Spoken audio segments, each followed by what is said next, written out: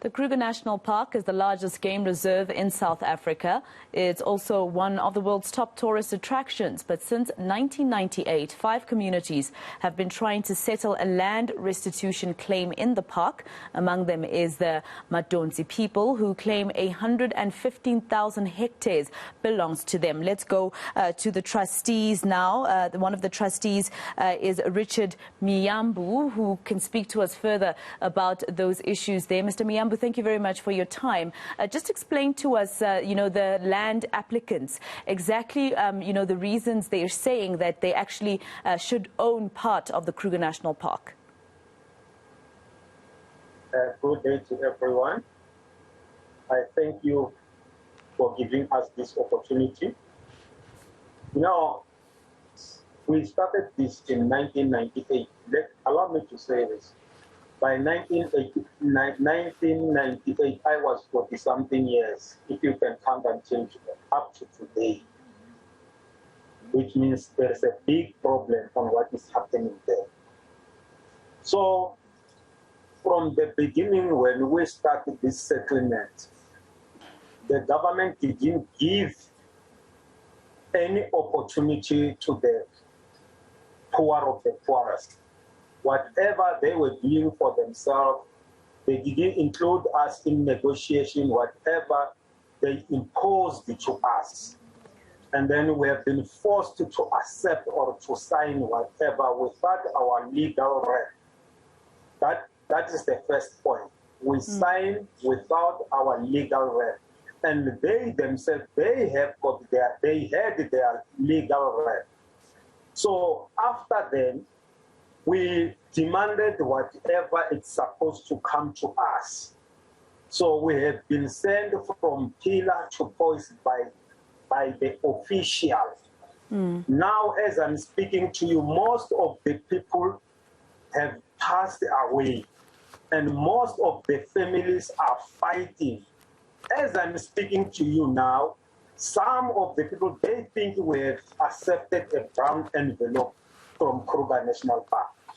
So the very, very critical thing, our own black government,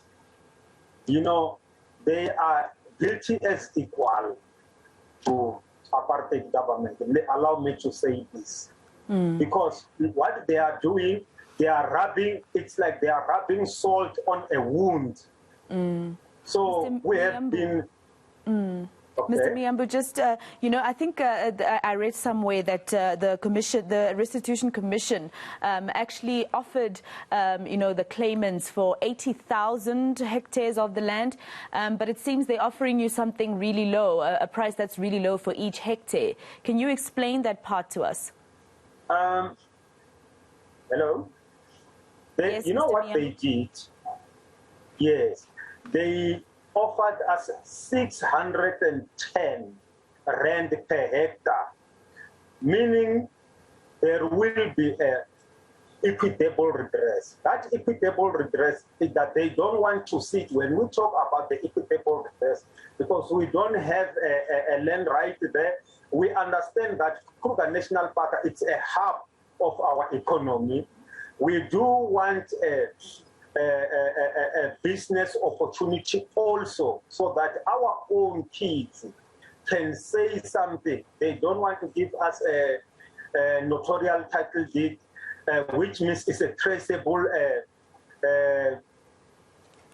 way of when our forefathers had a land in from which year to which year. They don't want to do that. They are doing businesses there on our land. Since then, we never benefited anything. So we are, we are crying. Let me say, this is the cry for the beloved land. The land, without land, we are nothing.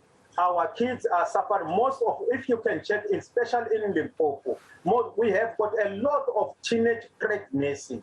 There is no job. We do have a capacity where we can do something for ourselves, for our kids.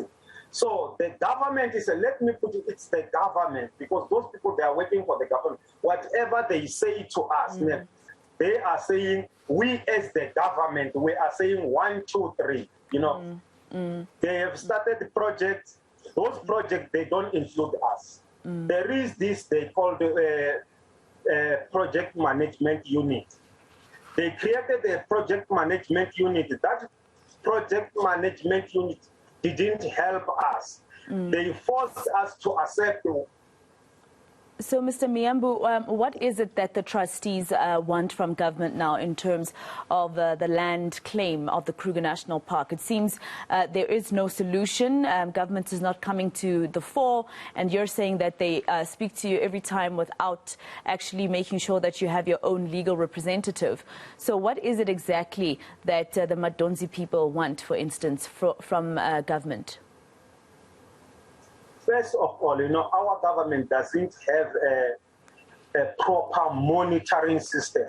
There's a lot which is happening in Kruger National Park. There's no monitoring system there.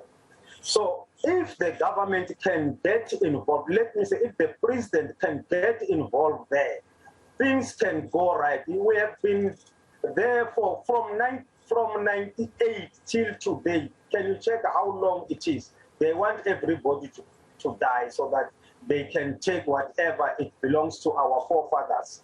So the government, we can be happy.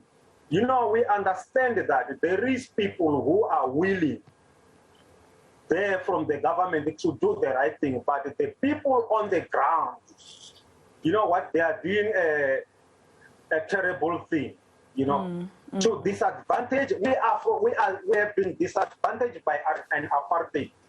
Now our own black government are disadvantaging us worse, because when we see these people making business in our land and gain nothing from that, you know, it's painful. You know, my heart is building as I'm talking to you now.